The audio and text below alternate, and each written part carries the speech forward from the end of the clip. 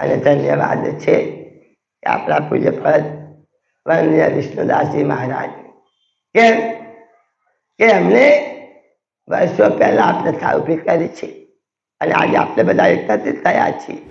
ભગવાને સતત ચિંતામણમાં લખ્યું, અહો જીવ તુમ યુગન યુગન કે બોલે ઉપંથ ભરમ મે છલક તવન કે દંભ કપટ મે ક્યાં ફસ્યો જાય શરમ મે. આપણે બધા માનવ જાત મળવા છતાં યુગોના યુગો સુધી ક્યાંમાં ભટક્યા છે ભ્રમણામાં, જીવદશામાં. અને કેમ આપણા સ્વરૂપને જાણી શકતા નથી. એટલે રોજ ગુરુ મહિમામાં બોલીએ છીએ, દરેક કેમ કેસરી બાલ કરાય વૈજત કુંજય મહાવિકરાય.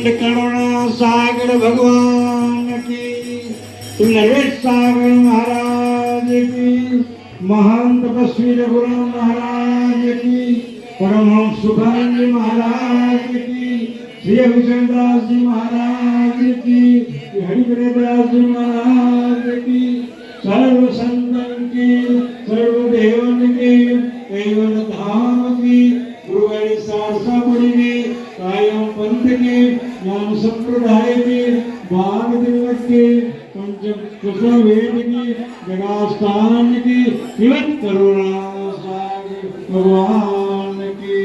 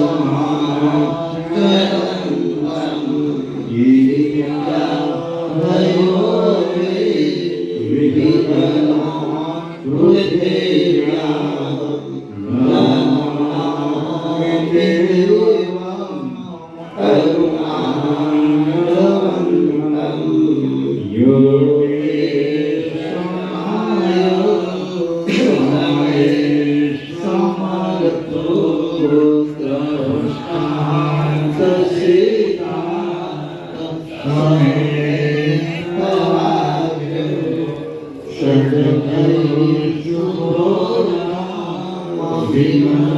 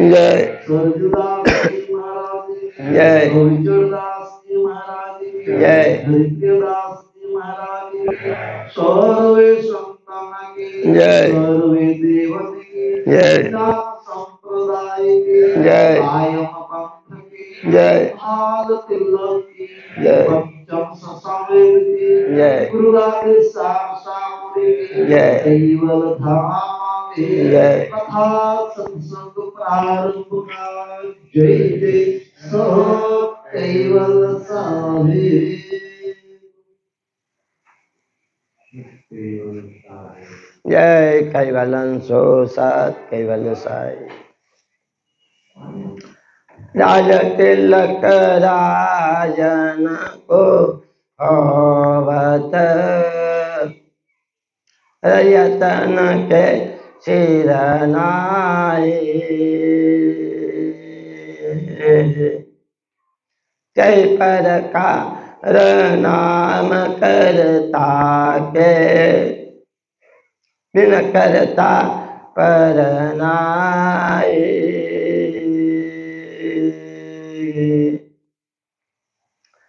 परमानंद कंद परम कृपालो अनंत विभूषित विश्वनाथ तारणहार सकता सत्कैवलना परम विशेष अनंत विभूतिवान महाद सजान जान स्वरूप सर्वज्ञ दयालु भगवान करुणा सागर સ્વરચિત વિશ્વબ્રહ્મ વિદ્વાંસ મહાનદી ગ્રંથ વિશે કહે છે, રાજ તિલક રાજન કુહોવત રયતન કે શીર નાહી.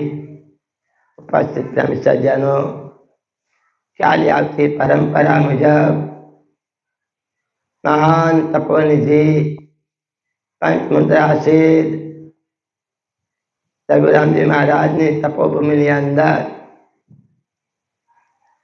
કુબેર સંવત 252ની મોહલ્લાની કથાનો આજે 8મો દિવસ છે. મોહલ્લાનું નામ તળાવ ફર્યું છે. વર્ષોથી મહારાજ શ્રી કહેતા કે આ મોહલ્લો કે તળાવ છે એટલે બરાબર એને યોગ્ય છે કે તળાવ મોહલ્લો એટલે તળાવ ફર્યું નામ હાલી. સજ્જનો, દયાળ ભગવાન કરુણા સાગર આંગણની અંદર સિદ્ધાંતમાં જેને આ વિશ્વ કે જગત દુનિયા રચી છે એવા સકલતા પતિ એમની શક્તિ કેટલી છે, એમને કયા નામનું આરોપણ થઈ શકે અને અત્યારે વિશ્વની અંદર એ એમનો જે હોદ્દો છે, જગતના જે તારણહાર છે કે જેને આપણે ભગવાન માનીએ છીએ, રથ પૈકીના જે કઈ ઐશ્વર્ય અવતારો ધર્મગુરુઓ આચાર્યો થઈ ગયા એ પદવી અહીંયા વ્રત પૈકીના આવેલા ઐશ્વર્ય અવતારોમાં લગાવી રહેલી છે. એનો અહીંયા ખુલાસો કરે છે. જગતની અંતાને આપણે 5 વિશેષણથી સંબોધીએ છીએ કે જગતનો કર્તા માલિક આ દુનિયાનો સર્જનહાર કોણ છે? આદ્ય, સક્રત, સ્વરાજ, કરુણેશ અને કૈવલ. આગલી કથાઓમાં આ જંગમાં આપણે વિગતવાર આ વિશેષણોનું વર્ણન કર્યું. ગઈકાલે કે જે આ વાલાને કૈવલ વિશેષણ લાગે એનું આપણે સાંભળ્યું કે એના અંદર એટલી શક્તિ છે કે કોઈના સહારા લીધા વગર ધારે એટલા ક્ષણની અંદર પ્રકૃતિનું પુરુષમાં ખલક એટલે આ દુનિયા વિશ્વ આવા તો અસંખ્ય બ્રહ્માંડોની રચના કરી છે. આ વિશ્વ કે જગત તેનો છેડો ક્યાં છે એ દુનિયામાં આજે કોઈ પણ કાઢી શક્યું નથી અને નીકળી શકે એમ પણ નથી. વિચારીએ આપણે જે દ્વીપની અંદર વસીએ છીએ એને જંબુદ્વીપ કહેવામાં આવે. ભગવાન કૈલાસ ધામથી અગાધ બોધની અંદર વિગતવાર વર્ણન આપ્યું કે એમનો પ્રવાસ ઉપર જે કૈવલ ધામથી ઉપરના જે બધા તખતોને ચેતાવતા છેલ્લે આ પૃથ્વી પર આવ્યા. આપણે જે પૃથ્વી પર વસીએ છીએ અને સપ્ત દ્વીપા વસુંધરા 7 દ્વીપોની અંદર વહેંચાયેલી છે. પણ આપણને ક્યાં સુધીની ખબર છે કે જ્યાં આપણે વસીએ છીએ તે અને એનું વિસ્તાર લખ્યું છે ખાર સમુદ્ર જંબુદ્વીપા. જ્યાં સુધી ખારો સમુદ્ર લાગે ત્યાં સુધીનો જે વિસ્તાર છે એને જંબુદ્વીપ કહેવામાં આવે છે. હવે આગળના દ્વીપો છે બાબુ તાજા છે અને પ્રયાસ કરે છે પણ આપણે અજાણ છે. એમને લખ્યું કે આ દ્વીપની અંદર મધનો છે, અહીંયા દહીંનો સાગર છે, આ રીતે. પણ કદાચ જંબુદ્વીપનું માપ કોઈ કાઢી શકે. દરિયાને પાર કરીને કોણ જાય તો કેટલો એનાથી આગળ એનું કોઈ વાર પાર છેલ્લો છે ના, તો એવા 7 દ્વીપો છે.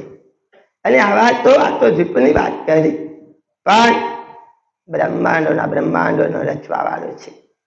કે જ્યાં સુધી ગઈકાલે આપણે કથામાં સાંભળ્યું, પાલાએ આ 6 વૃત્તિથી 72 તત્વોથી અંકુર કે બુંદની રચના કરી, અંકુર એમાં ગોઠવ્યું, અને યુગોના યુગો સુધી આ જગતનો ક્રમ ચાલી રહે એટલા માટે ગાતોમાંથી ગાતની સજ્જન વૃત્તિ કરીને આજ સુધી ક્રિયા ચાલી રહી છે.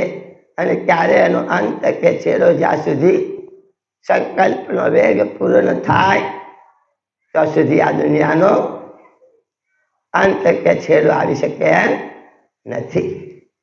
એવા જગતની અંતા છે એમને આગળની ચોપાઈમાં કહે છે કે રાજ તિલક રાજન કો હોવન.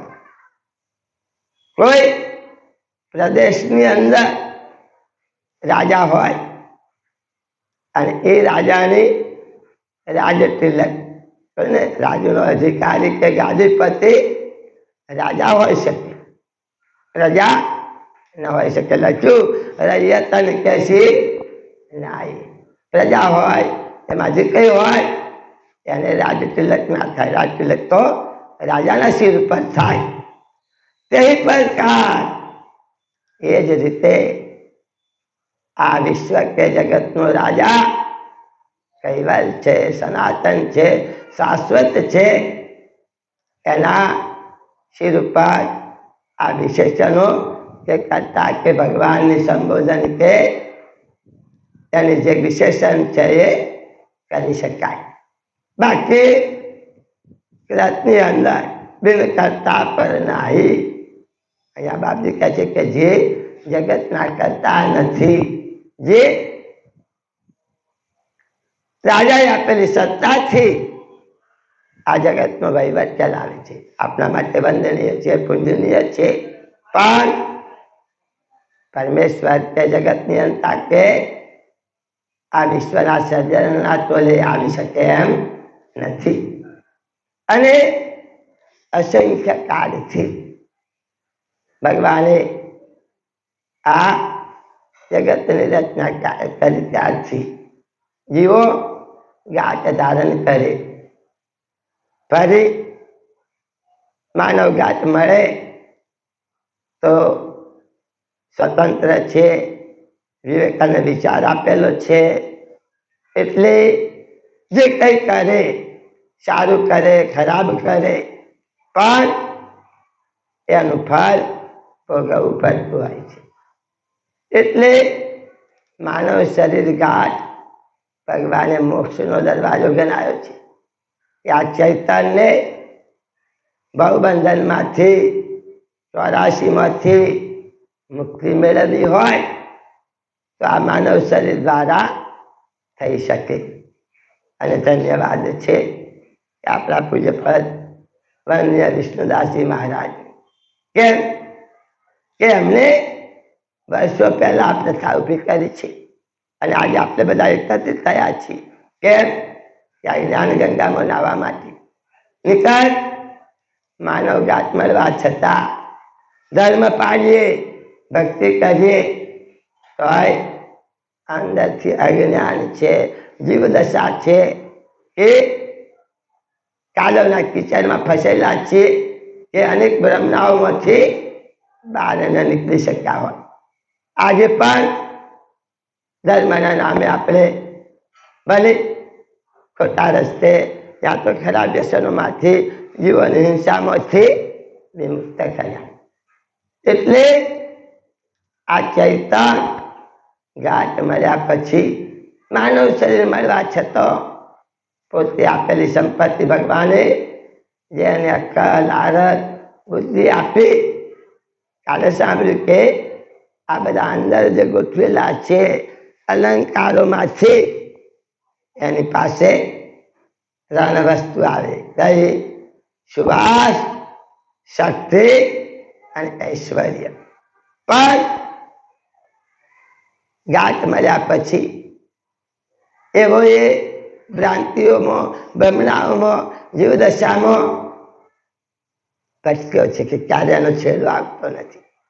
ભગવાને સત્ય ચિંતામણીમાં લખ્યું, અહો જીવ તુમ યુગન યુગન કે ભૂલે ઉપંથ ભરમ में छलक तवन के दम्भ कपट में क्यों फंस रहे शर्म में. આપણે બધા માનવ જાત મળવા છતાં યુગોના યુગો સુધી ક્યાંમાં ભટક્યા છે? ભ્રમણામાં, જીવદશામાં. અને કેમ? આપણા સ્વરૂપને જાણી શકતા નથી. એટલે રોજ ગુરુ મહિમામાં બોલીએ છીએ, દરે કેમ કેસરી બાલ કરાલ વૈયાજિત કુંજય મહાવિકરાલ. કે આ ચૈતન સિંહનો રાજા છે, એના સજાતિના જગતના નિયંતા છે, એની સજાતિનો છે. પણ ઇન્દ્રિયોના સ્વાદમાં ગુલામ બની અને એને આધીન થઈ ગયેલો છે. પરિસ્થિતિ કેવી કે કોઈ જંગલની અંદર ગેટોનું ટોળું છે. ગેટ એટલે આજે ભેર કે જે બેર કે રાત કહેતા જે ગાડર, આ ગાડર ના સમૂહની અંદર કોઈ સિંહનું બચ્ચું મેં ભરાઈ ગયું. આમ તો બંધબેસતો આવેલી, કારણ કે પ્રાણી સંગ્રહાલયના નિયમ પ્રમાણે આ સિંહને જંગલનો રાજા કહેવામાં આવે. પણ કહેવાય છે કે આ સિંહનું બચ્ચું એક વખત એની માને ધારેલી, એક જ વખત એનામાં ખુમારી આવે. જંગલમાં ગમે તેટલો હાથી હોય, લજુન બાપજી કે ડરે કેમ?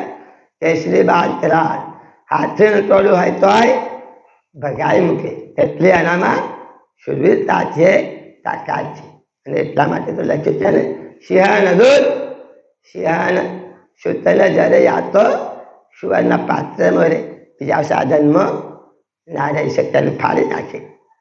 એટલે આટલી શક્તિ પેલા પ્રાણીના બચ્ચામાં રહેલી છે. પણ નાની ઉંમરમાંથી, બચપનમાંથી, જન્મતાથી આ ગાલરના ટોળામાં ભરાઈ ગયું. અને ગાલરના ટોળામાં ભરાયું એટલે વિચારે છે કે હું પણ ગાલર થઈ ગયું. ગાલર છું કે જેવા ગાલરમાં કોઈ મોટું ગાલર હોય એને મારે, તેનાથી બીવે, ભવે, એનાથી ડરે. હવે આ ટોળામાં ફરે છે, ગાલર જેવું પોતાને વિચારે છે.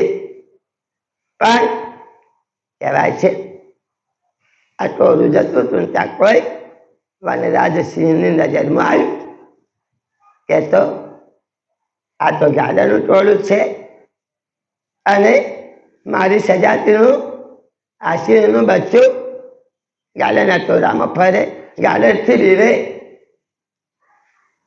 પેલા સિંહના બચ્ચાને પેલા સિંહે કહ્યું, પેલા તું મારી સજાતોને આમાં કેમ ફરે છે? ના કહે છે, હું તો એ સજા પર ઉભો તો ખરું કે ઉભો રહી. કહે છે આ ગાલરને સિંહ લઈ ગયો કોઈ જળાશય કે કૂવો કે પાણી હશે, અને ત્યાં જઈને બતાવ્યું કે જો કે છે આ પાણીમાં તારું અને મારો ચહેરો એક આવે છે.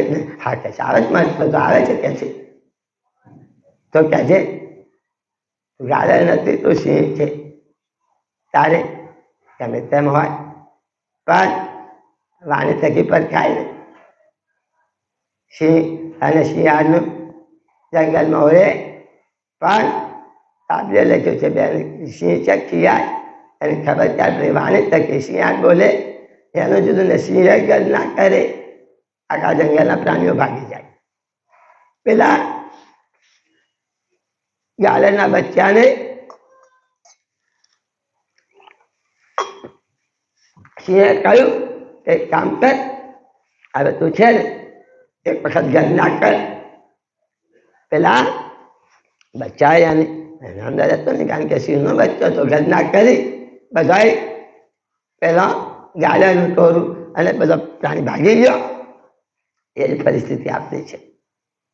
ભગવાને એની સજાતીનો આ ચૈતન્ય અંશ છે, પણ જેવો ઘાટ મળ્યો, મસાલો આપ્યો, બધી ઇન્દ્રિયો રન ગુણ બધું મૂક્યું, અને એના સાથની અંદર શરીર છે, ગાંઠ છે, એને પોતાને માનવા લાગ્યું.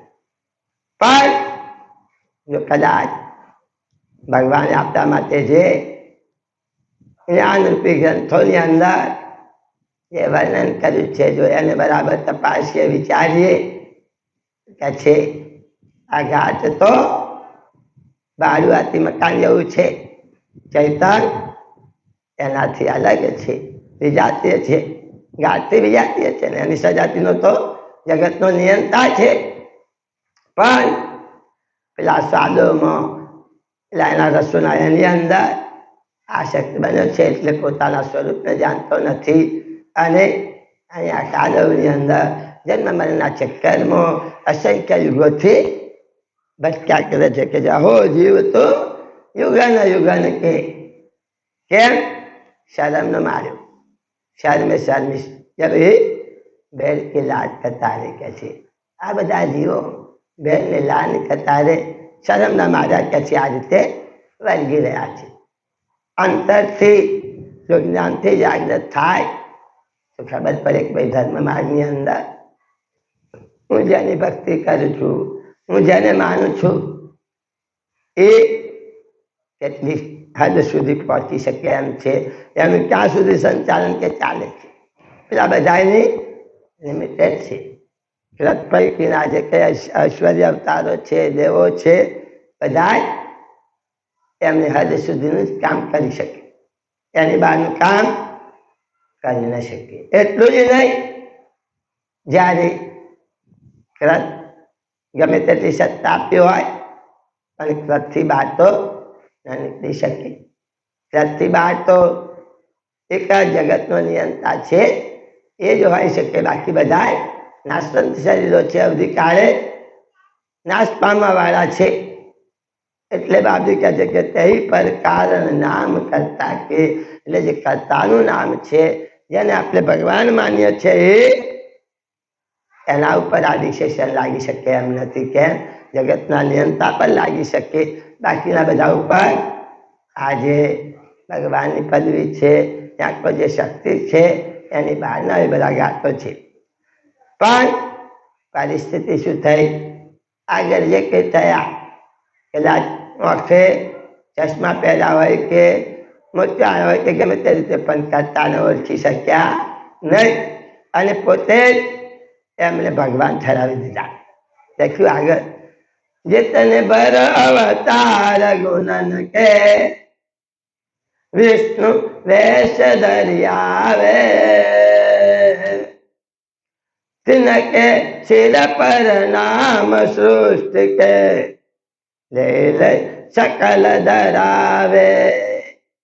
જગતના જીવોને વાંદરા ક્યાં રાખ્યા કે જજેતને પર જે કઈ ઐશ્વર્ય અવતારો થયા, વિષ્ણુ જ્યારે જ્યારે જરૂર પડી ત્યારે સ્વરૂપ ધારણ કરીને આવ્યા. તિનકે સિર પર આ જે સૃષ્ટિના કરતા છે, માલિક છે, લઈ લઈ સકલે રીતે લોકોને ઓળખાડ્યા, અને આ દિન સુધી જગત એમાંથી બહાર ન નીકળી શક્યું. આ કર્મના કીચડમાં, અંધશ્રદ્ધામાંથી, જડતામાંથી કે જે કરતા નથી અને જેમને કરતા ઠરાવ્યા છે, એની જ ઉપાસનામાં વળગી રહ્યું કે છે. વૈકુંઠ ઓર ગવલોક સ્વર્ગ સત પુન પુરુષ પર કરતી, વાન વિલાસ કરણ કે કારણ જય નિજ સુરતિ સ્મૃતિ.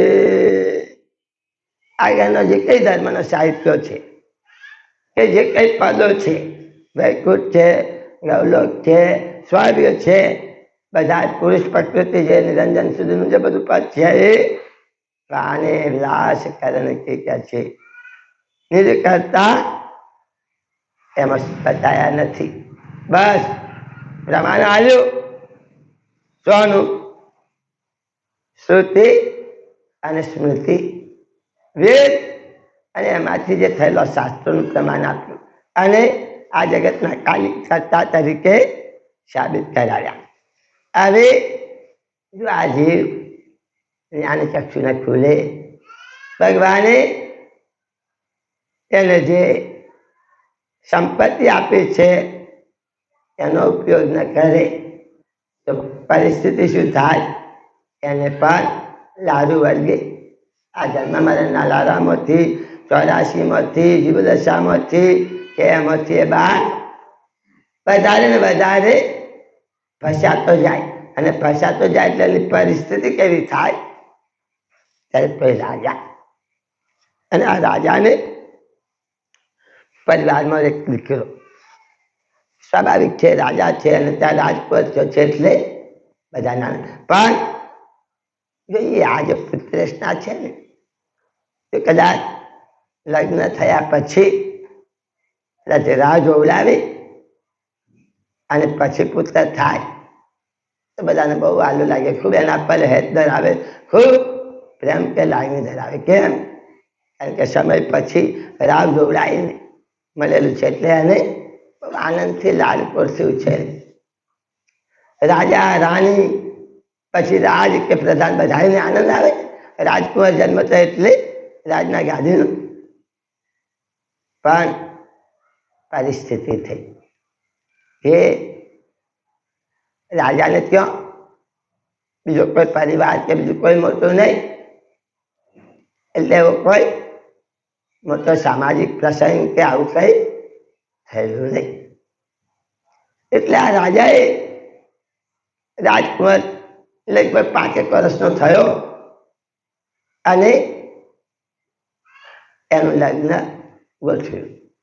ત્યારે પહેલા આપણે ત્યાં બાળ લગ્નની પ્રથા ચાલતી.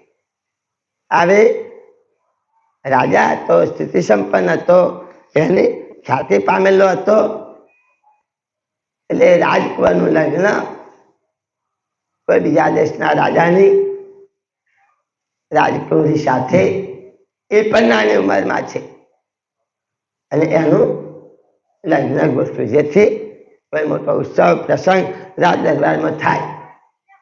હવે રાજાનો કુંવર છે, ભલે બાળ વિવાહ લગ્ન કરે છે પણ પ્રજા છે, સમાજ છે, બધાને રાજા ઐશ્વર્ય આપે, સંપત્તિ આપે, આનંદ કરે, બધું જ કરે. પણ પેલો નાનો બાળક બેચેન નિર્દોષ છે, રાજકુમાર અને રાજકુમારી, એમને થોડું ખબર છે કે અમારું લગ્ન છે કે આ રીતે, એમને એવું બધો ખ્યાલ નથી. પણ રાજાએ આ રીતે લગ્ન કર્યું. હવે લગ્ન કર્યા પછી પેલી છોકરીને થોડી નાની ઉંમરની છે, હજુ તો સમજનો નથી થયો એટલે લગ્ન કરીને જાણવી જાય કે આ રાજા પાછો એના ઘેર આવ્યો એનો રાજકુમાર લઈ અને પેલો એને ત્યાં ગયો. પણ સમય હોય, આ કુંવરનું ભાગ્ય હોય કે રાજાએ લગ્ન કર્યું ને 1 મહિનાની અંદર રાજાનું શરીર જતું રહ્યું. હવે રાજાને બીજો કોઈ પરિવાર કે કુંવર નથી, એનો એક જ છોકરો છે, હજુ નાનો છે. હવે ભણ્યો નથી, હજુ નિશાળે નથી ગયો, હજુ કોઈ જ્ઞાન નથી, કોઈ બુદ્ધિનો વિકાસ થયો નથી. ગાડી પર બેહાડે તો એ રાત તો ચલાવી ના શકે એટલે હજુ રાજાની રાણી જીવે છે ત્યારે રાણીઓ બહુ બહાદુર હોય. આ રાણીએ પ્રધાન છે બધા એ લોકોને હાથે લઈ અને રાજનો વહીવટ સુકાન સંભાળી લીધું. પછી કે રાજકોટ મોટો થશે એટલે એને ગાડી પર બેસાડી દઈશું, લગ્ન તો થઈ ગયા છે એની રાજકોટની સાથે. એમ કરતા કરતા વર્ષ ગયું અને રાણી ખલાસ થઈ ગયો, રાણી મરી ગયા. હવે આ છોકરો હજુ એના માટે રાણીની હોત હતી એ પણ ગુમાવી દીધું. હજુ તો સ્કૂલમાં નથી મૂક્યું, કોઈ સંસ્કાર નથી, ભણ્યું નથી. હવે જે રાજની સત્તા છે પેલા જે વહીવટ કરતા હોય એને સંભાળી લીધું. ત્યારે માણસની અંદર સ્વાર્થ ભરેલો હોય એ વિચારે નાખે છે. પેલા જે પ્રધાનો હતા, જે વહીવટ કરતા હતા, જે સત્તાધીશો હતા, એમના મનમાં પાપ ભરાયું. વિચાર્યું ના કે રાજાનું કુંવર છે એને વ્યવસ્થિત કરીને ગાદી પર બેસાડ્યા રીતે. પણ નક્કી કર્યું કે જો કદાચ આ કુંવરને આપણે એવા સંગાત સાથે એમાં જો શિક્ષણ કે જ્ઞાન કેવું ના આવે અને એવા મજૂર વર્ગના કે જે એમાં સાથે ઓસંગ કરાવી દઈએ, જેથી આ રાજના માલિક આપણે જણાવીએ કે છે આપણી પાસે સત્તાને વહીવટ આવી જાય. કેવા વાર તો રાજાને રાણી બે જતા જતા. થોડો સમય ચાલ્યો. આ કુંવર ના પર બહુ કાળજી ના રાખી. ત્યાં જોઈએ મા બાપ બાળકના જીવનનું ઘડતર પાડો મા બાપ ગોઠવી કે નાનપણથી સંસ્કાર આપી. પછી ઈચ્છા હોય બધાને બાળકોને કે સારી જગ્યાએ જાય, ખૂબ મહેનત કરે, ના હોય તો હવે તેની મજૂરી કરે, પૈસો લાવે અને છોકરો સારી રીતે કંઈ ધંધે વર્ગે અભ્યાસ કરે, એટલે સારી કોલેજમાં મોકલે, ભણાવે કરે. પણ આને બે મા ને બાપ બે જતા રહ્યા છે. રાજાનો કુંવર છે, સંપત્તિનો માલિક છે, પણ એને કોઈ ખબર નહીં. પેલા એવા છોકરાઓ સાથે હલકા બંનેના બાળકો સાથે સંગ કરાવી લીધો કે જે રાજનો ધંધો કરે, નોકર કરે, એવા જે એનો બાળકો એની સાથે રખડતો કરી દીધો. આ બાજુ આ રાજાનું જ્યાં કુંવરનું લગ્ન થયેલું ત્યાં એ રાજાને ખબર પડી કે રાજાને રાણી બે મરી ગયેલા છે. હવે પાછળ આ બધા સત્તાધીશો છે એ છે. ધીરે ધીરે ત્યાં એની દીકરી મોટી થઈ. ત્યારે ચિંતા થાય આવે કે છે રાજાને પેલા છોકરાનામાં તો આવડત નથી, આવો છે રાજા જમાઈ તો આ રીતે છે, એનું કોઈ રાખ્યું નહીં, પેલા કોઈ રાજ પર આવી લીધું છે, તો શું કરી શકે છે? અને ત્યાં થોડી કહે છે કુંવરીને બરાવાય. એટલે મનમાં વિચાર્યું કે છે રાજાને આપણી રાજકુંવરી છે અને કોઈ સત્તાધીશ રાજા સાથે લગ્ન કરે એટલે દીકરીના બાપને ચિંતા થાય. છોકરી મોટી થાય, વમસ્ય ના પહોંચે એટલે ચિંતા થાય. તો કે લખ્યું છે ને, જાગે એક ધનનો ધણી, જાગે જ્યારે ચિંતા કરે. અને જાગે દીકરીઓનો બાપ, અને જેના ઘરમાં પેટો હોય આ લોકોને ઊંઘ ના આવે. કેમ? માણસ પાસે સંપત્તિ ખૂબ હોય, ધન હોય, પણ મોટી બીક હોય. બીક હોય, પૈસો જેટલો વધારે થાય એટલું વધારે દુઃખ ઊભું થાય. કેમ? રાતે ઊંઘમાં શાંતિથી ઊંઘવા ના દે. શું કરે? આજે આમ કરવાનું કોઈ સીઆઈ દ્વારા છુપવા માટે કરે, પાછું ટેક્સ બચાવવા માટે, એ બચાવવા માટે, ઇન્કમ ટેક્સનો દરોડો ના પડે, આજે એટલે મનમાં ચિંતન થયા જ કરે પૈસાનું. અને માણસને ચિંતા હોય ત્યારે ચિંતા અને ચિંતા બેમાં છે. પેલી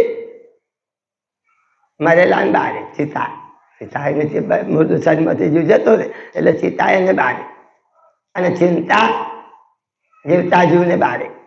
માણસની અંદર ચિંતા ભરેલી હોય તો ધીરે ધીરે શરીર સુખાવા લાગે નહીં. ઘણી વખતે તને હોય ને આટલી બધી ચિંતા ભરેલી છે, એટલે ચિંતા દીકરીનો બાપ. કારણ કે દીકરી લાડ પછી ઉછેરે પણ પાછું ધન કહેવાય, કન્યાદાન કહેવાય. એનું વ્યવસ્થિત રીતે લગ્ન ના થાય તો મા બાપને ઊંઘ ના આવે. એને વ્યવસ્થિત રીતે આ રીતે લઈ કરવા. અને ઘરમાં સાપ ભર્યો હોય તો ઊંઘ આવે ના? પાણી સંગ્રહવાને બોલાવીએ, પકડાઈએ, લઈ જઈએ, તારે શાંતિ બીક લાગે, ભય લાગે, ડંખ મારવાનું. એટલે પેલા રાજાને ચિંતા થઈ, કુંવરી મોટી છે. હવે નક્કી કર્યું રાજા રાણીએ કે બીજા કોઈ રાજકુમાર સાથે લગ્ન ખોરવા માટે તૈયાર કર્યું. ત્યારે ગમે તેમ હોય પણ રાજકુમારી એક વખત તો લગ્ન કર્યું, નાનપણ પર રાજાનું લગ્ન તો થયેલું છે એટલે જલ્દી મેળ પડ્યો નહીં. તારા આપણા શાસ્ત્રોમાં રિવાજ છે, નિયમ લખેલા છે. આ પુરાણો શાસ્ત્રોમાં બધા નિયમો મૂકેલા છે. પછી કહેતી કે પુરુષો માટે જેટલી વખત લગ્ન કરે એટલી વખત છૂટ. અમારી બહેનો માટે એક જ વખત ચોરીમાં લગ્ન કરે. કદાચ બીજી વખત ચોરીમાં ના બેહાડે. શું કરજો ને ઘણી વખત લોકો નાતરું કરે. નાતરું કરે કારણ કે નામ જ એનું નાતરું કે તારે નહીં બેને મનમેળ હોય તો જ આ ચાલે, નિકાલ ચાલે નહીં. પણ આ લગ્ન કરે ત્યારે પેલા ભાઈને ચોરીમાં કન્યાને ના પધરાવે. પેલી હમારી જોઈને ખીજડો કે હમારી શું આવે એની સાથે ફેરા ફરાવે અને પછી બે ઘરમાં આ રીતે રહે. એટલે પણ શાસ્ત્રમાં લખેલું છે કે આ હજુ તો નાની કુંવરી છે, ભલે લગ્ન થયું.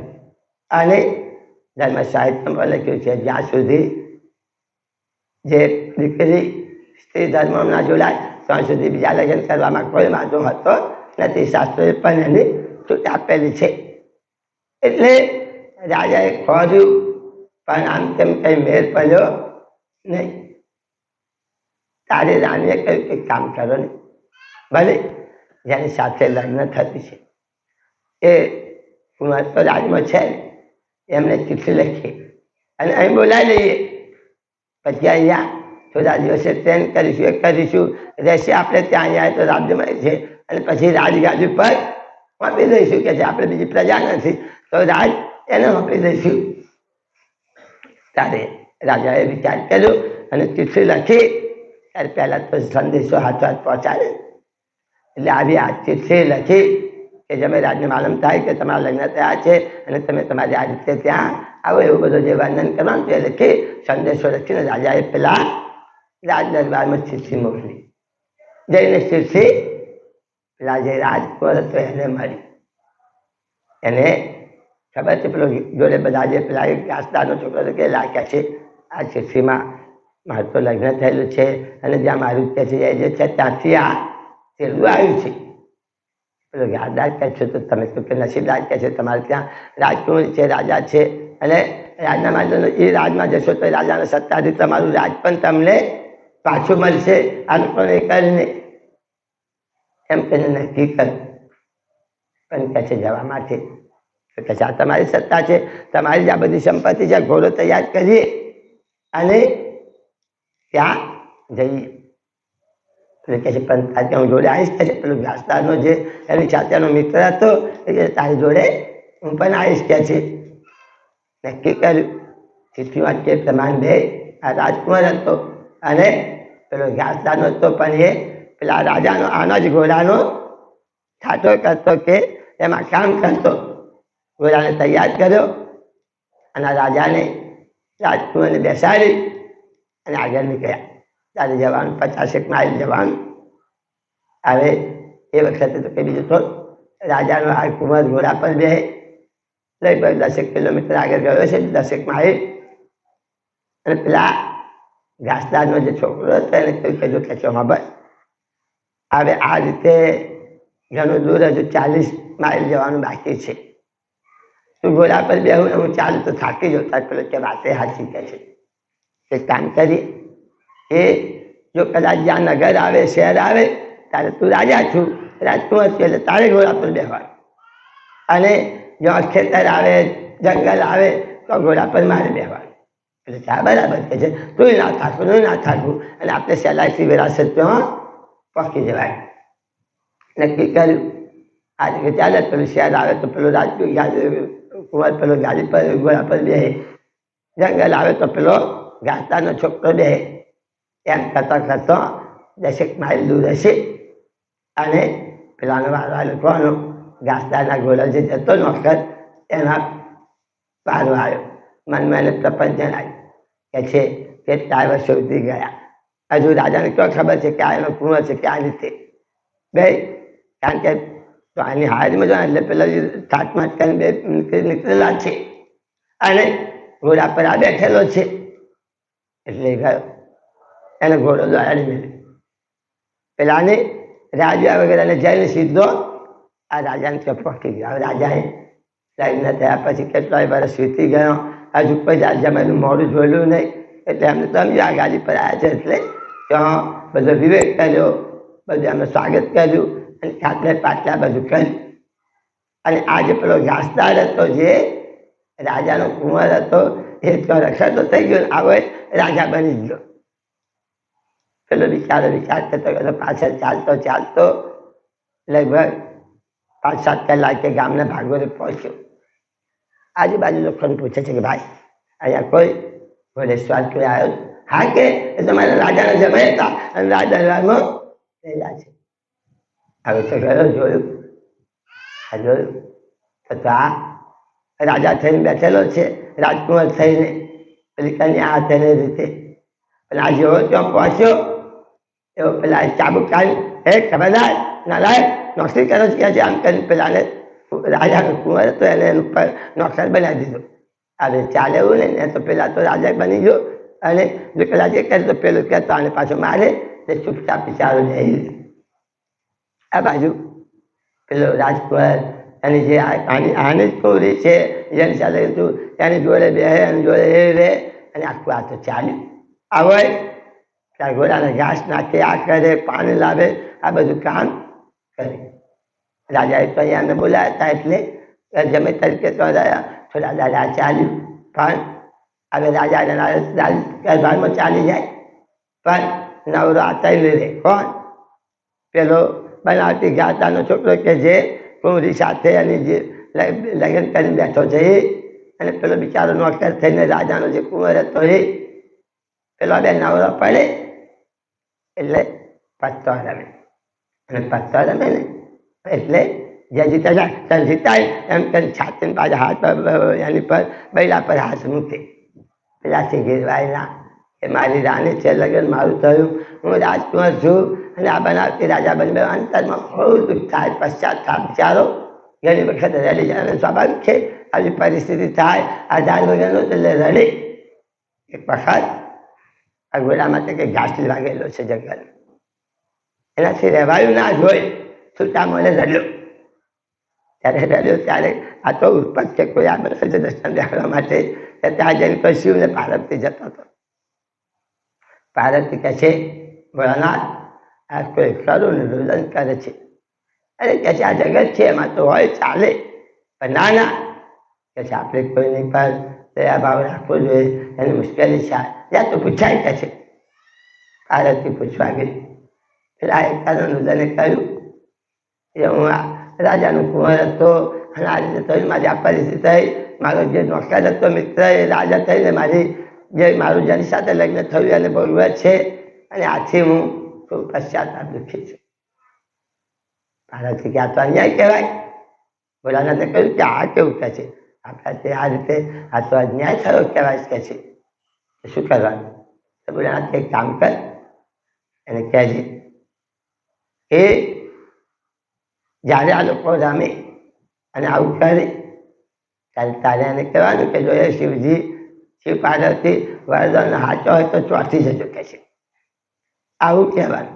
પછી એનાથી હું ફાયદો કહેવાનું કે જ્યારે આ બધું થાય ને ત્યારે એનું કુળ ને નાત ને આ બધું જાહેર કરે ત્યારે છૂટે કે છે, એટલે પછી પકડાશે, એટલે પેલાને દંડ થશે કે છે. પેલા પાર્વતી પેલાને છોકરાને કહ્યું જો કે છે તારે આપી દે ને તારે જવાનું. આ રીતે જ્યારે લોકો પત્તો તમને આવડે કે ત્યારે તને આ મંત્ર આપ્યો છે ભરવાનું, એટલે ચોટી જશે. પછી જ્યારે થાય અને બહાર આવે ત્યારે તારે કહેવાનું કે આમાં તમારું કુળ છે, આ છે, બધું જાહેર કરો તો હું તમને છોડાવું, એટલે તરત તને તારું પાછું રાજ કુંવરીને બધું મળશે. પેલું પાછું આવે તારા મનમાં ભાવ તો હોય ને બધે.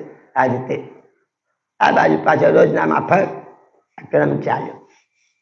પેલા બે રમે એટલે રમતા અને રહેલા કે છે શિવજી વરદાન આપતું, સાચું છે ખોટું પ્રયત્ન કરજો, મારા ભાગ્યમાં હશે તો મનશે પાછું. પેલો રમે છે એટલે પેલી જીત્યો, એટલે પેલી કુંવરીના બૈરા પર હાથ મૂક્યો.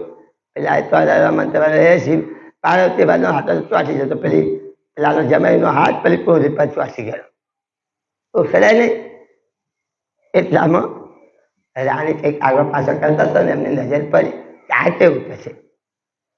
જમાઈ હાથ ચોંટીને અહીંયા મર્યાદા થોડી કે વિયોગ રાખવો જોઈએ આ રીતે. એટલે એટલામાં પેલી કુંવરી બધી કે બા અહીંયા કે આમ તારા જમાઈ હાથે મારે હાથ ચોંટી ગયો ખાય કે છે. રોણી આવ્યો રાણી જઈને પેલા જમાઈનો હાથ ઉપાડા ગયો, પેલા પાંચ બધું તો એનો હાથ ચોંટી ગયો. પેલા બોલ્યું કે છે રાણી પેલી કુંવરીનો હાથ જમાઈના હાથ, જમાઈના હાથે રાણીનો હાથ ચોંટો. રાજા કઈ રાજસભા કરીને આવ્યા અને જોયું કે છે આ કેવું, આ બે જવાન તો બરાબર છે એ કરે, પણ આ રાણીને શું કરી ચોંટ લાગ્યો કે એ પાછા જમાઈ જોડે હાથ. રાજાએ બૂમ પાડ્યો, રાણી કઈ આવો કે છે, શું કેમ આ જમાઈના હાથે મારો હાથ ચોંટી ગયો, ઉખાતો નહીં. રાજા આવ્યો, રાજા રાણીનો ઉખાડવા ગયો તો એનો હાથ ચોંટ્યો. વિચાર કર્યા તો ચોંટતું જ આવે, મને શું કરું. આપણા ઘાસદારનો છોકરો તો કે છે આમાંથી છૂટતું હોય તો હું ઉપાય બતાવું. કે શું કહે છે, તો કહે છે જો તમે જેમ પ્રમાણે તમારી નાત જાત અને આ બધું નક્કી કરીને જો તમે જાહેર કરો તો એમાંથી છૂટી જવાશે. રાજાએ જાહેર કર્યું, રાજા છૂટી ગયો. રાણી બોલી તો રાણીથી છૂટી ગયો. જમાઈનો વારો આવ્યો, એને બોલી કે છે એટલે હા કંઈક પ્રપંચ ભરેલું છે. પેલે જાહેર કર્યું કે હું તો આ ઘાસદારનો નોકર હતો એ હતો, અને તરત જ પેલાને દંડ કર્યો. કોને બનાવટી રાજા બને તો આ તો રાજા હતો, સત્તાધીશ હતો, અને પેલાની રાજકુંવરી પાછી મળી. કેમ એ જે પરિસ્થિતિ આ ચૈતન્ય છે, ચૈતન્ય આ લાડ વર્ગેલું છે. ભગવાને સુંદર માનવ ઘાટ આપ્યો, એની સજાતિનો ચૈતન્ય અંશ આપ્યો, પણ એ પેલા ઇન્દ્રિયોની અંદર એના વૈભવમાં એના ભોગોની અંદર એવો આસક્ત બન્યો છે કે હું શરીર છું, ઘાટ બાબત છું, આ છું, હું લાલ સંગોરો આ રીતે એમાં બન્યો, અને એ કર્મના કિચનમાં ફસાયો. પણ જો અંતરથી જાગૃત થાય, આવા સર્વજ્ઞાની કૃપા થાય અને કદાચ એમાંથી બહાર નીકળે તો આ લારામાં તેને છૂટવાનું મળે. એટલે બાપે કહે છે કે આ બધા એનો જે કંઈ પદો છે, જે કંઈ પુરુષ પ્રકૃતિ જુદા બધા છે, બધા વેદ કે સ્મૃતિના જે ઉદાહરણ આપતા પણ બધા સત પ્રયત્નો છે. રાજ સત્તા કે જગતના નિયંતાની ઉપમા એમને આપી શકાય નહીં. ત્યાં લગ નામ વિશ્વ કે વ્યાપક, ત્યાં લગ કરતા કરતા ધનુજ લોક સુર લોક આદ્ય સવ તતલોક મરત. બાબી કે છે આ બધો ત્યાં લગીનું નામ વિશ્વની અંદર બધો વ્યાપક છે, પણ કરતાના ક્ષેત્રની અંદર આવી ગયેલો છે. દાનવ માનવ સુધીનો બધા જ આ લોકો કે છે હવે કાલે આ બધા એટલે લોકોને પણ ખાલી કરવો પડે કે મૃત્યુ કાઢશે પણ બચી શકતા નથી. અલ્પબુદ્ધ કે જય આચાર્ય સુને નામ કરતા કે જય ભવ કે બર નામ બટોરિત ઘરે ઇષ્ટ જાકે. છેલ્લે બાપજી આપણને સમજાવે કે આજે અલ્પ બુદ્ધિના જીવદશાના અજ્ઞાન આચાર્યોએ એટલી અંદરથી જોવાની નાખી આ કરતાની બનાવવાની શક્તિ આજે તમે ભગવાન માન્યા છે, તમે અમને જે મોટા બધાની ઉપમા આપી છે એમાં લાગી શકે કે એમ નહીં. અલ્પ બુદ્ધિ કે જય આચાર્યોએ સુને નામ કરતા કે જે આજે એમને કરતાથી ભગવાન બનાવી દીધા કે છે જય ભવ કે ભર નામ બટોરી. અને આખી દુનિયા આખું વિશ્વ આ નામોની અંદર આ ઈષ્ટોના શિરે રહી અને એની અંદર પાછળ કર્મના કિચનની અંદર ફસાઈ રહ્યું કે છે. તે માટે કોઈ નામે કોઈ બોલત નહીં બિન સરકે, બારો બાર પુકાર મરો સબ નિજ પતિ કે બિન હરકે. બાપજી છેલ્લે કહે છે તે માટે કોઈ નામ અક્ષર પૈકીનું કોઈ પણ નામ ભજવાથી જેનું કલ્યાણ થતું નથી. કે જે બોલત નહીં બિન સરકે એનું કોઈનું કલ્યાણ થવાનું નથી. બારોબાર પુકાર મરો. કેમ તમે રૈયત પુકારો એનાથી કઈ રાજા આવે નહીં. રાજાનું નામ હોય તો જે રાજા આવીને મદદ કરે કે જે બારોબાર પુકાર મરો નિજ પતિ બિન તરકે. એના જે બધા જે ખ્યાલ સળ્યા છે એક રજ પૈકીનો છે. એટલે બાપજી છેલ્લે કહે છે જો આનાથી તમારે જાગૃત થવું હોય, તમારા નિકટતાને તમારે પ્રાપ્ત કરવા હોય તો શું કરવું પડે, કોની પાસે જવું પડે, તો છેલ્લે ચોપામાં કરીને આ અંગ પૂરું થાય ગયા છે. જબ તેજ તને નામ કરત કે નિજ કરતા ન લાગે, વેર અનુભવ દીપક છે પૂરો ધારો કે મારો અભાગે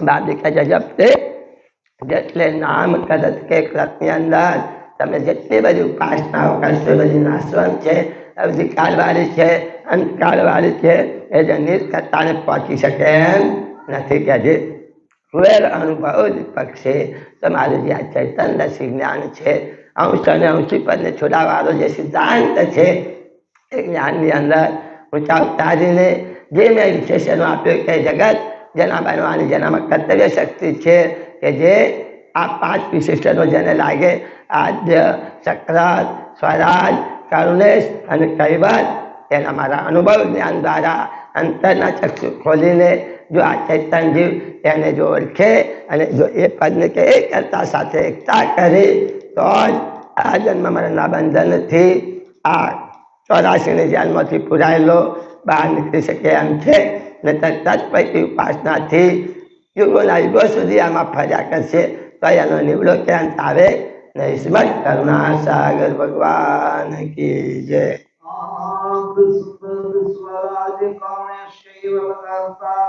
જય કૃષ્ણ સ્વામી મહારાજ જય શ્રીમંત કરુણા સાગર ભગવાન જય નરેશ સાગર મહારાજ જય મહંત તપસ્વી રઘુરામ મહારાજ જય પરમહંસ સુખાનંદ મહારાજ જય વિષ્ણુદાસજી મહારાજ જય શાંતિદાસજી મહારાજ જય શીતલદાસજી મહારાજ જય સરજુદાસજી મહારાજ જય અવિચલદાસજી મહારાજ જય હરિદાસજી મહારાજ સર્વે સંતન કી જય સર્વે દેવન કી જય નામ સંપ્રદાય જય ગુરુરાજ સારસાપુરી કી જય દૈવ ધામ કી જય કથા સમાપ્તિ કા જય જય સત્યવ વસારે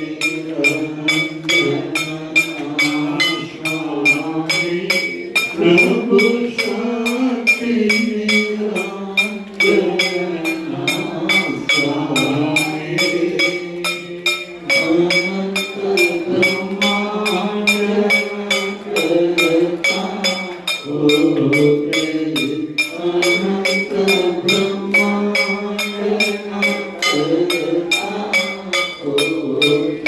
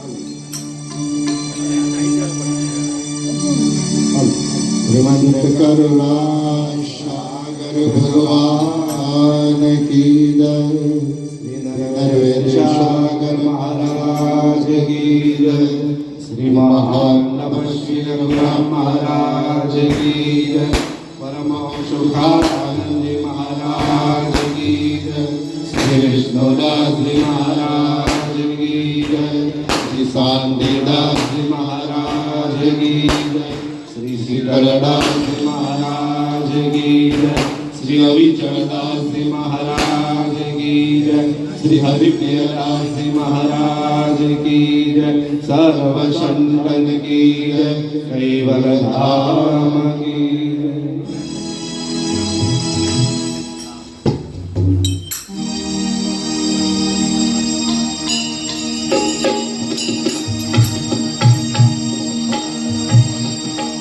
તમે ભગતોના ભય હરનારા,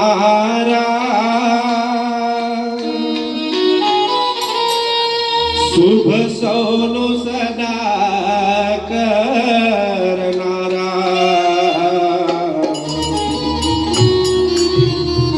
હે મારી મંડમતી તું છે અકળ ગતિ કષ્ટ કાપો, હે દયા કરીને દર્શન આપો, દયા કરીને દર્શન આપો, કરુણા સાગર સ્વામી આપજો અંતર્યામી દયાળા, તમે ભક્તોના જો રખવાળા, ઓ તમે ભક્તોના જો રખવાળા, કરુણાસાગર સ્વામી આપજો અંતર્યામી જો દયાળા, તમે ભક્તોના જો રખવાળા, ઓ તમે ભક્તોના જો રખવાળા.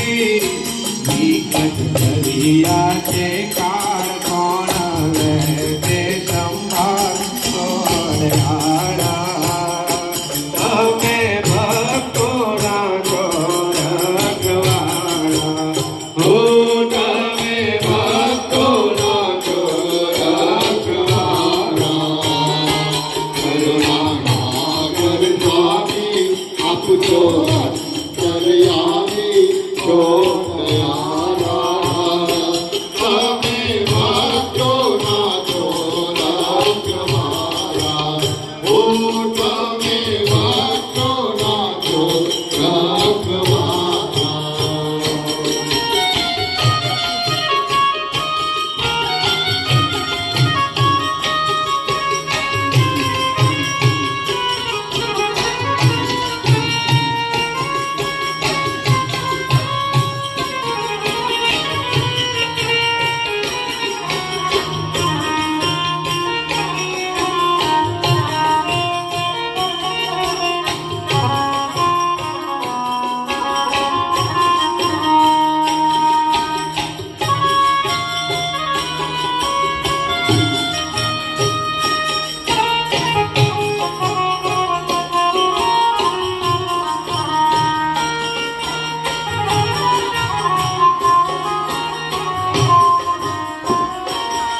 ધર્મ ન્યાય તંક આચારે ગરીબ જીવોની નથી રહી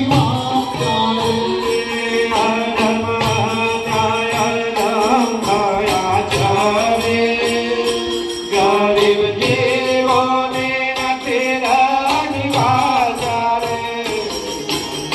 મોરે રોવે સુખ સુખ સગનાથ રે છો દયાળા તમે ભક્તોના છો રખવાળા હો તમે ભક્તોના છો રખવાળા કરુણાસાગર સ્વામી આપ છો અંતર્યામી છો દયાળા તમે ભક્તોના છો રખવાળા ઓ તમે ભક્તોના છો રખવાળા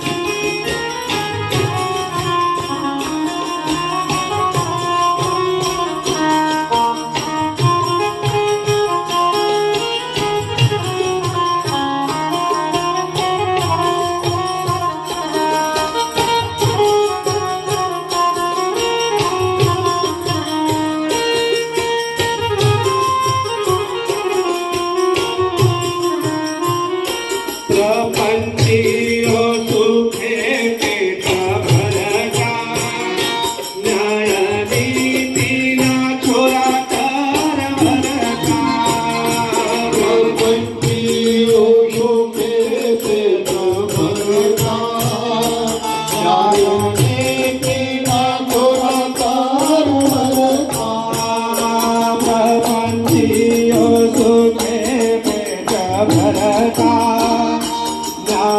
નીતિના છોરા કર ભરતા પરણી પાછી વડે પારકી પારણા ગઢે છોડલાડા તમે ભક્તોના છો રખવાળા ઓ તમે ભક્તોના છો રખવાળા કરુણાસાગર સ્વામી આપ છો અંતર્યામી છો દયાળા તમે ભક્તોના છો રખવાળા ઓ તમે ભક્તોના છો રખવાળા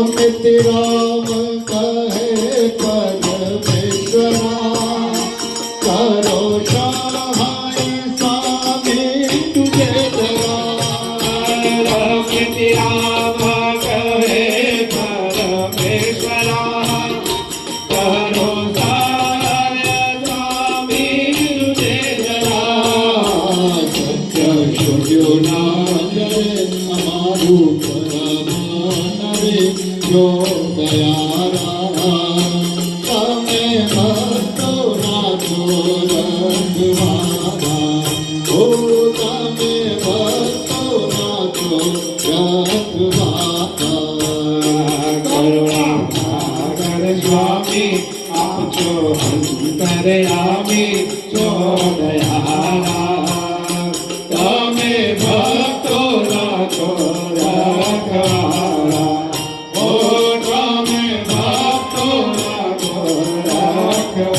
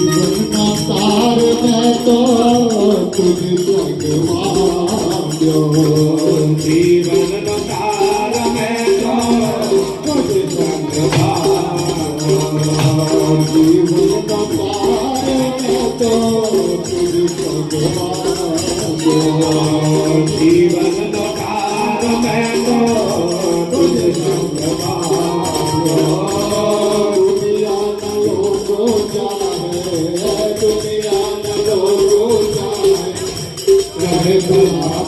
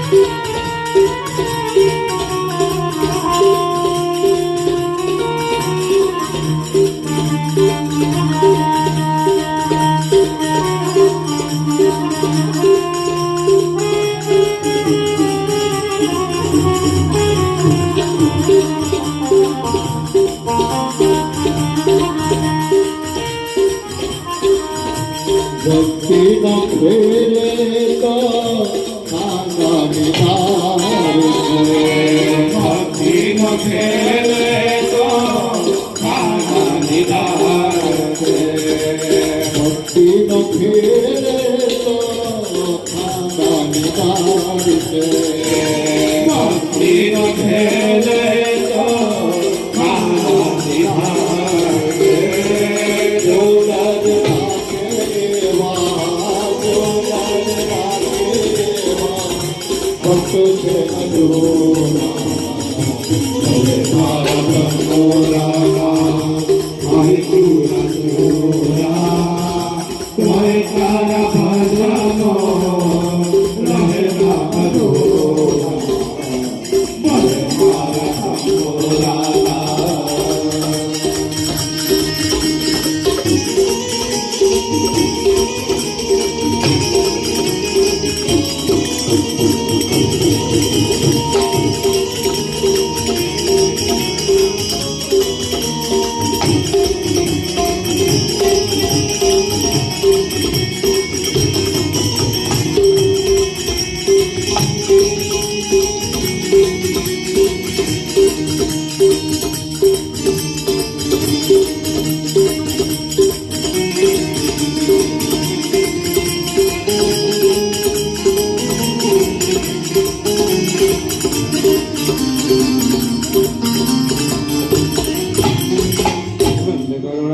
सागर भगवान की जय, श्री नर्मदा सागर महाराज की जय, श्री महान तपस्वी रघुराम महाराज की जय, श्री अविचलदास जी महाराज की जय, श्री हरिप्रियदास जी महाराज की जय, कैवल धाम की जय.